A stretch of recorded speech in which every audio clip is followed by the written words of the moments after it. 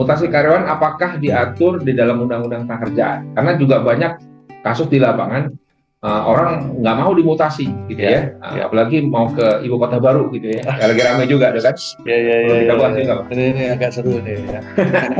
Baik, jadi pertama begini ya Bapak Ibu, tentang mutasi karyawan. Mutasi karyawan itu sejatinya tidak diatur secara detail di dalam Undang-Undang Ketenagakerjaan, baik dalam Undang-Undang 13 2003 maupun sebelumnya, termasuklah juga di Undang-Undang Nomor 6 2023 yang hari ini sedang berlaku. Ya. Jadi nggak ada tentang mutasi. Satu-satunya pasal yang bisa dijadikan prinsip dasar tentang mutasi adalah, catat nih, satu-satunya pasal dalam Undang-Undang Ketenagakerjaan di Indonesia yang berlaku hari ini yang dapat dijadikan pegangan atau prinsip dasar atau pedoman atau parameter utama dalam mengatur masalah mutasi karyawan adalah pasal 54.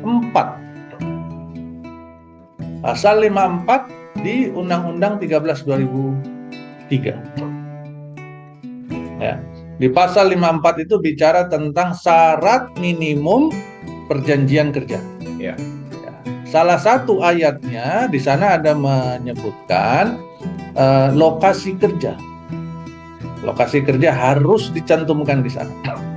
Ya. Sehingga apabila lokasi kerjanya sudah ditulis, misalkan lokasi kerja DKI Jakarta, misalkan. Artinya kalau dalam beberapa waktu dia sudah memulai hubungan kerjanya, anggaplah misalkan sudah setahun 2 tahun, dia sudah di DKI Jakarta, kemudian dia diputasi ke Bekasi, boleh apa enggak? Maka sejatinya Bapak Ibu, demi hukum telah terjadi perubahan perjanjian kerja. Karena di dalam pasal 55-nya, jadi tadi 54 ya, itu syarat minimum perjanjian kerja, di dalamnya salah satunya harus menyebutkan tentang lokasi kerja. Pasal 55-nya bilang, perjanjian kerja ini tadi yang ada dalam pasal 54, yang minimumnya ada di pasal 54, itu nggak boleh diberhentikan atau dirubah, diakhiri atau dirubah tanpa kesepakatan kedua pihak. Nah, makna dari pasal 55 tadi itu harusnya membuat kita paham bahwa kalau terjadi perubahan di dalam klausa dalam perjanjian kerja, maka tidak ada cara lain selain minta kesepakatan kedua pihak. Karena kita tadi barusan fokus bicara tentang masalah mutasi, tentang lokasi kerja yang sudah disebutkan di dalam pasal 54 tadi, maka sejatinya perjanjian kerja harus dirubah melalui kesepakatan baru, ya kan? Jadi kalau dia nggak mau, Pak, boleh apa nggak sebenarnya? Nah, kalau ditanya, kita ngomong kaku nih antara hak dan kewajiban, itu hak karyawan sebenarnya, karena berangkatnya dari prinsip dasar dalam pasal tersebut. Ya, prinsip dasarnya dalam pasal tersebut, lokasi kerja sudah disebutkan. Nah, kalau itu disebutkan, berarti kalau jadi perubahan harus disepakati ulang. Maka dalam proses kesepakatan ulang tadi berdasarkan pasal 55, mungkin saja terjadi negosiasi baru, Pak Abi. Upahnya di-adjust, ada tunjangan kemahalan, ada yang sebagainya. Itu harus dianggap sebagai upaya negosiasi untuk mencapai kesepakatan. Yang repot ini kan kalau dalam praktek, kita disuruh begitu masuk bekerja, tanda tangan perjanjian kerja, Anda siap ditempatkan di mana saja, titik. Jadi udah langsung nggak boleh nolak gitu kan. Kalau Anda menolak mutasi berarti dianggap resign. Itulah ngeri-ngeri banget kan. Ngeri-ngeri sedap gitu. Jadi ini ya yang harus berhati-hati, ini orang-orang, teman-teman kita di HRD, teman-teman kita di legal, pada saat membantu tim HR untuk mereview perjanjian kerjanya, maka poin-poin kayak gini harus diperhatikan. Kelihatannya sederhana. Kelihatannya sederhana. Kenapa sederhana? Karena akan banyak orang yang bilang, "Ben, kamu kok cari-cari masalah sih? Pasal ini sebenarnya nggak ada masalah selama ini kok. Semua perusahaan melakukan itu." Saya teringat sama ada tuh teman kita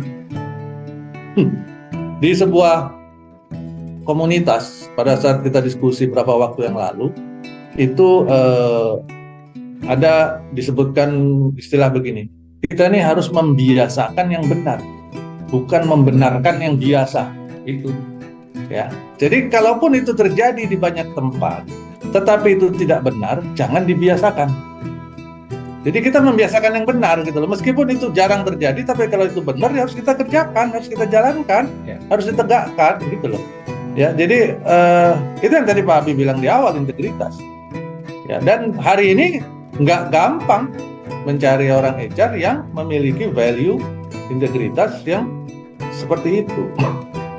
Ya, yang lebih parah lagi banyak oknum di luar sana. Di ruangan ini nggak ada ya Pak Abi? Nggak ada. Di ruang sana, di luar sana, di balik layar ini nih, balik layar sono gitu kan. Sana tuh Ancol nyebrang masuk naik kali gitu kan, masuk kayak kapal. Nah itu banyak di luar sana. Yang terjadi justru oknum HRD-nya lah yang mengakal-ngakali seperti itu. Tahu nggak sih Bapak Ibu sebenarnya sejarahnya klausa yang selalu muncul dalam perjanjian kerja itu ditulis bersedia ditempatkan di mana saja, itu munculnya dari mana? Kalau nggak salah, sepemahaman saya itu munculnya dari undang-undang pegawai negeri di zaman dulu. Ya, dan itu memang diberlakukan di sana dalam, seingat saya di dalam ketentuan hukumnya untuk PNS pada zamannya dulu itu memang ada klausa itu penugasan. Karena kalau kita masuk ke PNS ya, pegawai negeri sipil, memang kita itu memang bekerja untuk di mana saja di seluruh Indonesia dan disumpah kan? Iya, gitu. Jadi memang ketentuan hukumnya begitu. Tapi kalau di swasta nggak seperti itu, nggak seperti itu, ya. Jadi ini yang harus berhati-hati. Cuman memang kebanyakan dalam prakteknya, karena kita itu paling seneng mencontoh, ya kan? Kita paling seneng copy paste. Nih, oknum-oknum HRD yang kurang memahaminya, mereka langsung main copy paste. Ya. Ini hal yang biasa terjadi. Tuh, di pegawai negeri berlaku kayak gitu kok kita nggak bisa. Ya nggak bisa sesederhana itu, gitu loh. Nggak bisa sesederhana itu, ya kan? Mencontoh apa yang ada di dalam hukum PNS, undang-undang kepegawaian dengan undang-undang ketenagakerjaan, itu beda, ya. Bahkan contoh sederhananya nih Pak Abi, istilah gaji. Gaji itu dikenal apa enggak sebenarnya dalam undang-undang ketenagakerjaan? Nggak ada. Nggak ada gaji Bapak Ibu. Yang ada upah. Ya. Apa sih Dan bedanya upah sama gaji? Upah dikenal dalam undang-undang ketenagakerjaan, berlaku untuk swasta. Gaji dikenal di sana, undang-undang yang sebelah, tangga sebelah. Jadi secara sederhana dalam prakteknya, kalau gaji itu dibayar dulu baru kerja, maka bayarannya di awal bulan. Kalau upah itu kerja dulu baru dibayar,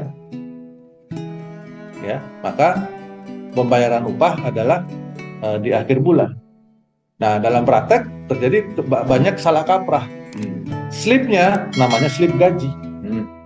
Harusnya adalah slip upah, bukan slip gaji. Karena nggak dikenal istilah gaji di dalam hukum ketenagakerjaan kita. Ini yang perlahan-lahan harus kita perbaiki lah ya. Kalau kita berada dalam posisi-posisi yang bisa mengambil keputusan, perlahan-lahan itu diperbaiki sehingga pemahamannya menjadi seragam. Ya. Begitu Pak Abi.